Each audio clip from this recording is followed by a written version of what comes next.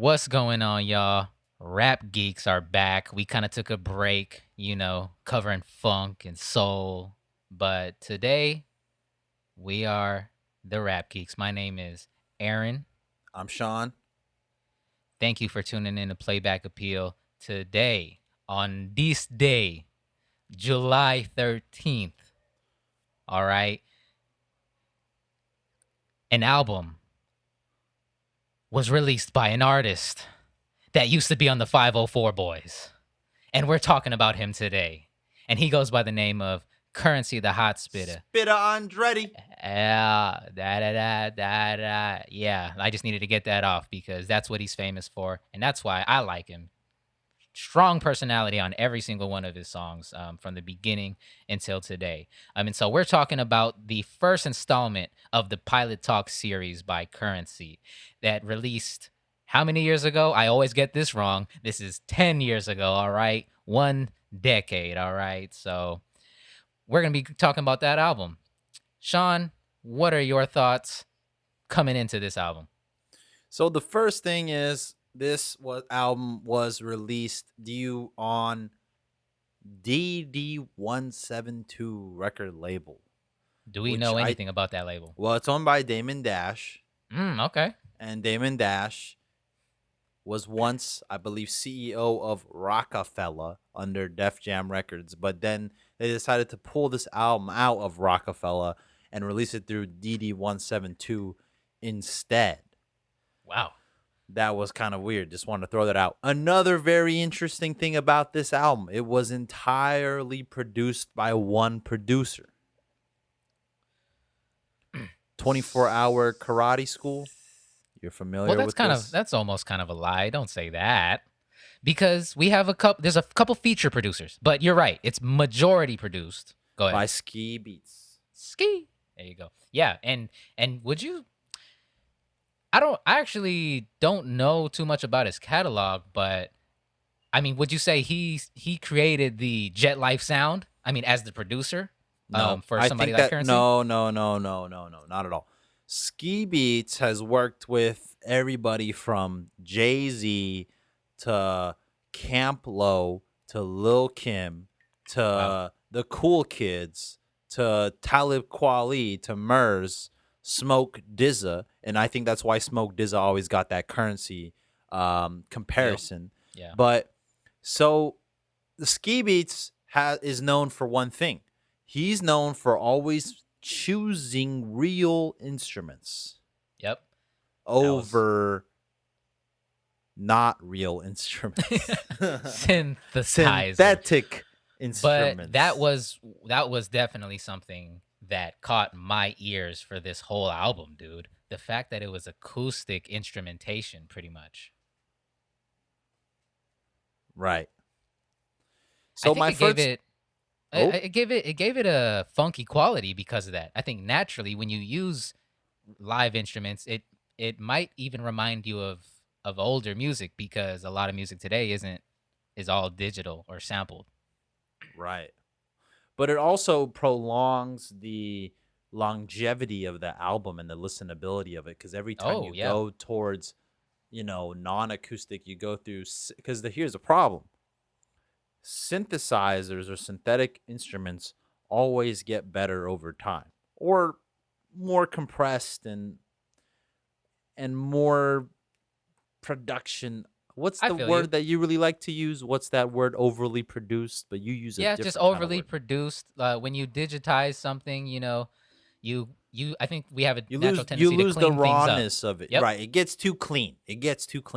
So by the Pilot Talk, and you know what? I'm going to assume that what's really interesting about the Pilot Talk trilogy and why people talk about Pilot Talk, even though Currency's come out with some other projects like Covert Coupe, Pilot Talk is the trilogy that was 100% all about acoustic instrumentation. Right? Because that's really what it was about. It was about Ski Beats, and it was about how he wanted to make things real and sound real. And it's an interesting concept because we've seen that there's been kind of a pushback for more of that by some artists, the Free Nationals and Anderson Paak, Chance the Rapper. But at that time in 2010, not so common at all. Especially if you think about it, the guy Currency is most affiliated with is Wiz Khalifa, who is most well known for sampling, at least in this time, in this era of Kush and OJ. And then eventually the projects that Currency and Wiz Khalifa would do together and collaborate on. Well, I At think this, we go ahead. sorry, I think we need to Nope, make this kind of distinction do it. because there are drum samples on these songs, but it's acoustic samples, right? As opposed to a digital drum sound such as the 808, right? So there are, I call them rim shots, but there are rim shot samples in here for sure, hi-hat samples and kick drum samples. But also on some of these songs, it does actually have and who knows, it could be software or it could be live I think there were drum. real guitars being played on this Yeah, album. exactly. Real guitars, as far as the drums go, could be a sample of a live instrument. That's it. But yeah, the having live sounds changes a lot about a particular song. Correct. And then the image of Currency is what is really the nice contrast with this acoustic sound, because Currency, when I think of Currency, I think of the guy who wore a fitted brim hat that was slightly tilted up with the varsity jacket, always wore 10 deep in Diamond Supply Co. Hype beast as fuck, even has his own brand called Jet Life. But at the end was a big time stoner, but he was making some real ass music. Yeah, and real is a great way to put it. I mean, I truly think that Currency throughout his whole career has just made the music he wanted to make and said what he wanted to say on every single song. And it's not a lot of people that do that. It almost felt like, I mean, could be the stoner vibe, but like it almost feels like he has no pressure from any label or anybody above him to make anything specific, right? Like to make the sound that's coming out today or whatever. He just makes whatever he wants to make. And that's why I like Currency's career as a rapper. It's just never one of those cats that moved with the waves that were happening. Yeah, currency is, here's what's really interesting. He has a very slow, delayed New Orleans vibe to him that really works well with this kind of music. In some ways, he's also reminded me of Absol Mm, from go on. TDE, Yeah, go on with just in that. terms of the way they would rap over rap beats like this and Oh, doing it like this. Even it's yeah, like they're not exactly on the right, beat, right? right, They're willing to kind of flow through it right. in the way It's that they attack the beat. It's not an attack, it's a ride. They're riding it. They're not attacking it. they are writing, and another thing that I think adds to that piece that you said is the way he raps. It reminds me of people like Fabulous or Mace or even MF Doom. What I kind of call, I mean, and it simply they're just monotone rappers, Yeah, you know. And if you're writing the beat in that way without being too much of a distraction, I think it's best to have that monotone flow and ride the beat in a stylistic way that and Currency does. correct. Correct. And Currency at this time in like the early 2010s, late 2000s, he was putting out a lot of music, bro. A ton of music on top of the 504 boys. But was he Eh, putting out as much music as Lil B was? Well, no one, I mean, Lil B, there is zero production quality on that. So the dude could probably put out three mixtapes a day with no compression, no mix. You know what I mean? Like, I don't think that's a fair comparison, but I know why you're making the comparison, because Currency is also a rapper which has insanely low budget music video like production value. So I get where you're coming from in terms of the Lil B, in terms of the Lil B comparison. And on top of that, if you really want to take things further, as far as what Currency brings to the table, I've completely lost my train of thought on this. And I'm gonna have Oh, to and I'm gonna I you see, as soon as you bring up Lil B, it just breaks my train of thought. Like I just can't think about my points anymore because Lil B is so unintelligent music that it just I can't even I can't even get back to this right now, man. yo, So yeah, take yeah, the mic from me and say something. yo, yo. So first off, I'm not gonna sit here and let you talk down upon my guy, Brandon. All right, I'm Every not. episode you gotta mention some Bay Area rapper. Every episode you gotta talk about some Bay Area rapper. Hey, look, Sean, this is the perspective I'm coming with, all right? And these are my personal heroes. So, guess what, bro? You're going on this ride with me, all right? We're going to ride down the 80, right? From Oakland all the way to the city to your apartment. Okay?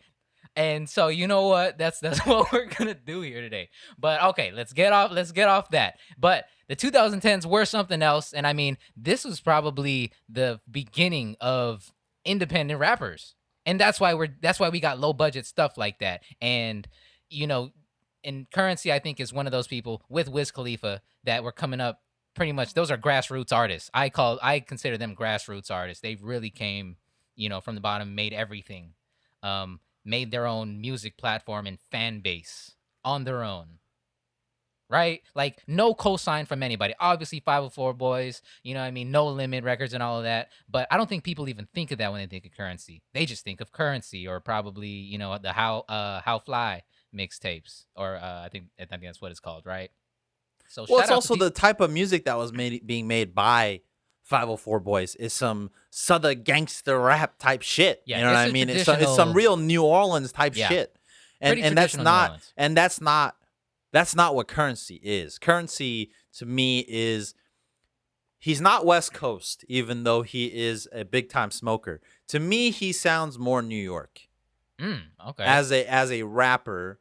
And what I mean by New York is more about the energy that he brings, but at Mm, the same time, his flow is not. His flow is still Southern. yeah. His flow, you know what? His flow is not comparable to many other rappers I, because I wouldn't put a region. the dude is semi boring. Right, right. I mean, and that's what interests me about people like him. Like when I growing up, my favorite rapper was Fabulous, believe it or not. I didn't Um, know that. right, right. And I don't know what it is about this monotone flow, but I think having a flow like that really makes you listen to what they're saying. And I consider Currency as somebody that's pretty slick with A words. rapper's rapper. Um, I wouldn't call him a rapper's rapper. But he's just somebody that's slick with words in the same way Dom Kennedy is, in the same way that Larry June is, or Biggie.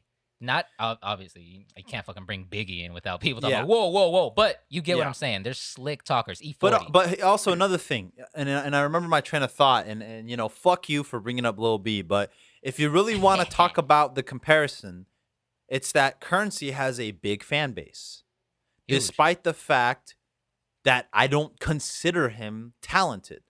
I mean, he is good, but there's nothing that I go out of my way to say Currency is amazing. Like he's no Wiz Khalifa, right? He's no Snoop Dogg. He's just Currency. And that's the thing. Mm, He has a huge fan base, and I'm trying to understand why he has a huge fan base. Because his fan base, you can't it's not necessarily the guys who shop at Diamond Supply Co. And it's not necessarily stoners. It's guys that are just really into chill ass fucking hip hop that just want something good.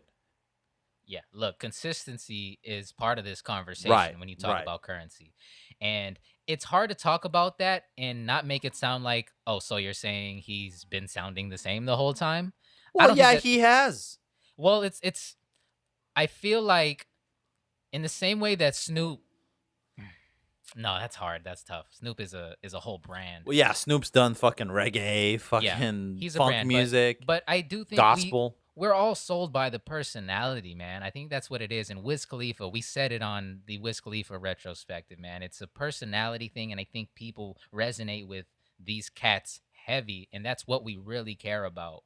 You know, he doesn't need to show off any of his lyrical skills or anything. Not that he doesn't have any, but he's not you know, he's not out here really just trying to show that he can rap his ass off. We know that, but a big part of being a rapper is truly showing you off, and your taste level.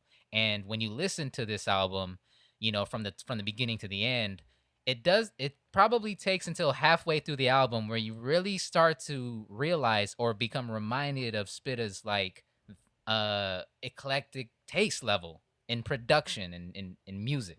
Yeah, it's not normal, the kind of beats that he's going for, because he Right. wants to work with The Alchemist. He wants to work with Ski Beats. He wants to work with DJ Fresh. He wants to work Most with Def. Mos Def, and so and Burner, and so the guys he wants to work with are are not the typical mainstream narrative hip hop heads, right? He's trying to work with guys that are Dude, Jay that Electronica. He has a Jay right Electronica feature. on the album, right? And Jay Electronica at the time was hot in the underground. Yup. That was when he was like, I was really fucking with Jay Electronica at the time. So as far as like the guys that he brought onto the album, Snoop Dogg, Big Crit, Sir Michael Rocks, Devin the Dude, Mhm. that was a good feature. Devin the Dude, Yeah. Stolly, Smoke Dizza, and like the other guys. Actually, what was really interesting was my favorite track on the whole entire thing is Roasted, and I had never heard a trademark the Skydiver or Young Roddy, Mhm. but they did a good job. Right, right. And I saw Young Roddy, and I knew what you thought. I knew what you thought, motherfucker. What? Tell me. You're probably like, Roddy Rich? Is Roddy Rich on this album? A Well, fucking 8-year-old Roddy Rich? right, yeah, this is the young Roddy. This is the young box. Yeah. Right, right. So Roasted was your favorite. Roasted was one of my favorites. Yeah. I didn't really have too many. I don't think anything on this album really stood out to me for the most part. Yeah. I didn't Right. think really like Seat Change. Audio Dope 2 is good. Like You King did Kong was okay. not You even know, like address. Address like that line. It's funny Stolly did a because good job on that one. I'll give you that. yeah, shout out MMG. But you know, it's funny. We talked about this beforehand. But as I'm listening to the album on Spotify, you have to listen to it on the Pilot Talk trilogy. But as I was listening to it, I just let it play. And later on in the album, I start to think like, oh, okay, this album's really picking up. Three songs, like after maybe halfway or 75% through the album, and then I look at the Spotify and I'm like, oh shit, I'm on Pilot Talk 2. Right.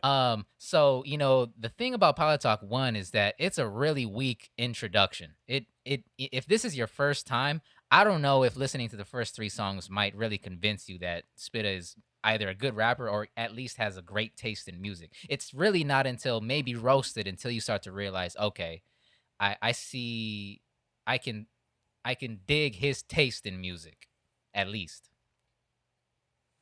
right? Right. And I think Currency to me, I c- I would not like to for the most part sit through an entire project of Currency, but he's always done good as a feature. He's always gonna what? What was that last part? He's always been good as a featured artist. Yeah, I'm excited when I see Currency. I can't lie. I'm excited when I see Currency, and but I don't usually go to him, just him. Yeah, and I agree with that. And that's why, me coming when I come back to Pilot Talk 1, Right. not 2. I don't know, man.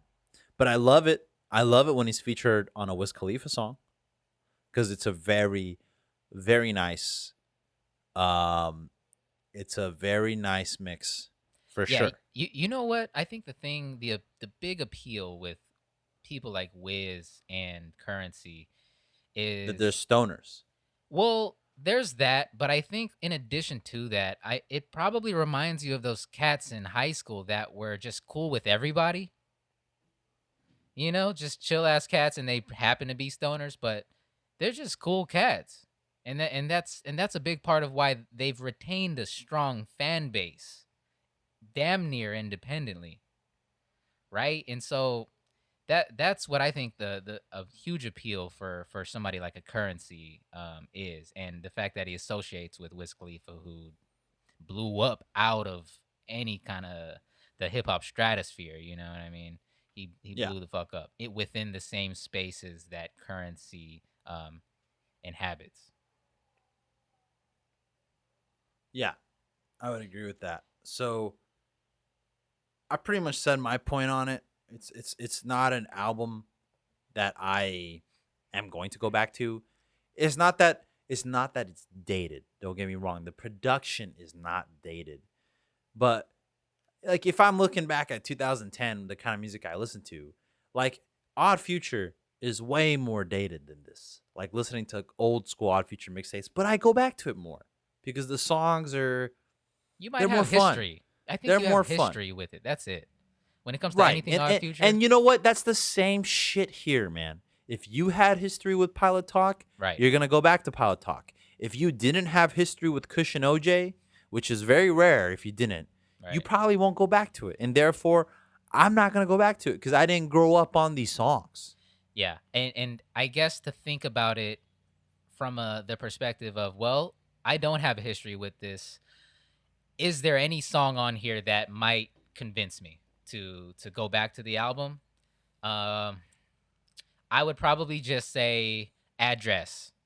Listening to Address will give you a good glimpse into Currency's overall style, his lifestyle, and taste in beats, and even having Stali on there, is a great feature. So I think probably Address might be the only track I can go back and play individually. Yeah. Or I would rather listen to a different Currency project. Currency out. So you would Like say the Stoned Immaculate. I Stone would Immaculate. rather go Okay. back to the Stoned Immaculate.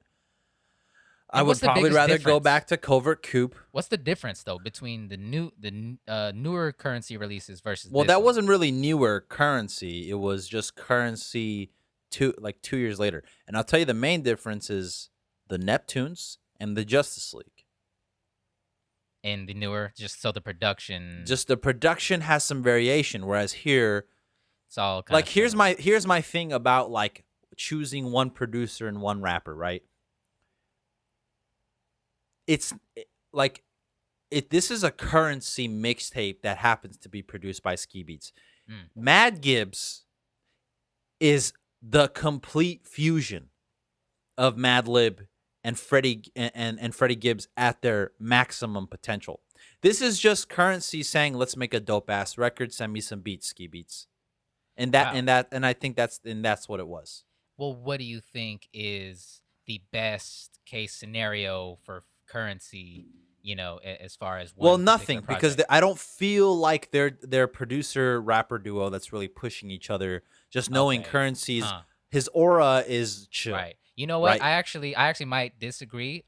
Because of some of the newer stuff that's been coming out. He recently did a mix with With DJ Oakland Fresh, with Oakland producer yeah, yeah. DJ Fresh, We and have I to and mention yeah, an Oakland and guy that every episode with you. and look, this is coming out naturally. I didn't plan that. That's how It's the only way it comes out. the cards unfold, Sean. And look, again, I told you I'm not trying to convince you I'm that making a Oakland. compilation every time you mention Oakland or Bay Area. Yeah, hey guys, if you listen to Playback Appeal or the Rap Geeks, please make a compilation of me bringing up Oakland references. And you know what? Please do that, and also make videos on how Oakland actually is a little bit more influential than my friend Sean here is Yeah, here. let's go back and watch the Zion I video again. Yeah, let's do that. Let's do that. But okay. So you don't think this album is worth going back to as a whole, but you If might. you have nostalgia on it, go back to it. If not, don't even pay attention. All right. And you know what? I pretty much agree with that sentiment as well. Currency's newer music, I do think, holds up stronger today than the first installation of Pilot Talk. But I say definitely go check it out. Skim through it, but listen to Address. That's my personal recommendation there. And you know what? That is Currency's Pilot Talk, y'all. 10 years ago. you It's know. been a long So time, man. Brings me back. Brings me back to the days where guys would smoke weed and wear Diamond Supply Co. and skateboard, even though they didn't know how to skateboard, and and put we laptop stickers everywhere, and and and wear New Era flat brim hats by tilting them up. and we don't want to go Remember back to those those days, days? do we? I do not want to go back to the days, but I know for a fact those were the days that you and I heard a lot of music at that time. Those were our formative years. This is where we found ourselves. and Exactly. and so let's move forward. You know what I mean? Thank y'all for listening to this episode. You know what it is, the Rap Geeks in here. My name is Aaron. My name is Sean. Thank y'all. Go smoke some to this album, y'all. And that is it. Peace. Playback, playback, playback.